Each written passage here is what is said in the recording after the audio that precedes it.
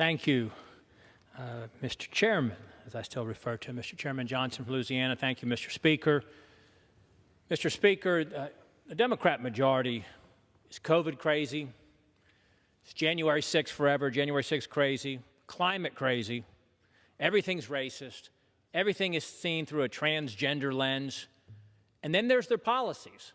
Their policies that are wreaking harm on the American people and that the American people don't want. They've done so much harm to the country in the last year and a half as they've had the majority, along with the White House. It's hard to put your finger upon what's the worst thing that's happened to the country. Is it the rapidly rising violent crime? The undermining of our police, putting victims, putting criminals ahead of victims, criminals ahead of police, and just now figuring out that if you cut police, if you defund police, if you don't support police, then of course you get more crime.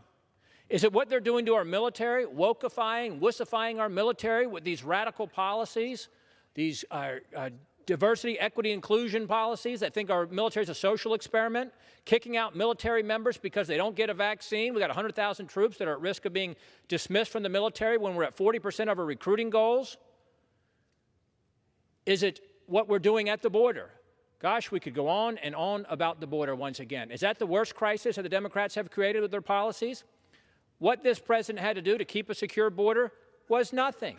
Continue the policies of the previous administration, and we would have a secure border. Instead, we've allowed some 4 million, now averaging about 10,000 a day, illegal aliens crossing into our country.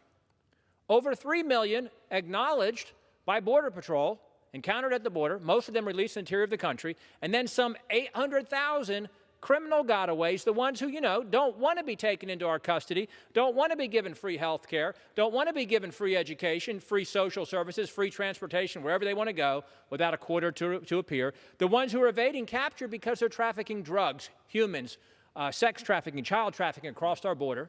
The ones with terrorist ties and criminal ties and who will do irreparable harm in the days, weeks, and months ahead. Then you look at the energy policy, which is driving, along with the rapid spending, is driving the inflation in this country. Energy policy. What did we need to do when this president took over a year and a half ago to remain energy independent for the first time in history? Nothing.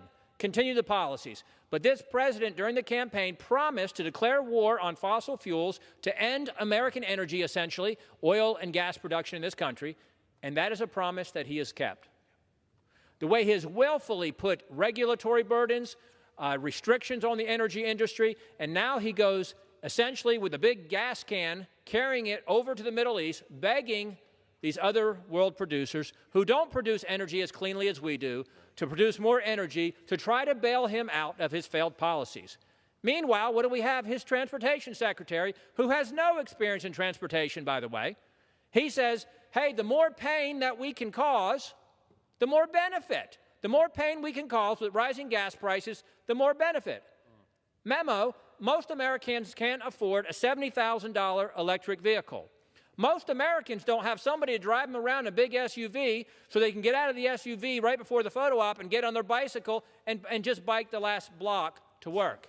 Most Americans don't have that option. This administration, this Democrat majority is out of touch with the American people. They're hurting the country. These policies are being rejected. And you're going to see in 111 days from today the representation of that, the demonstration of that on November 8th. Thank you, and I yield back, Mr. Chairman.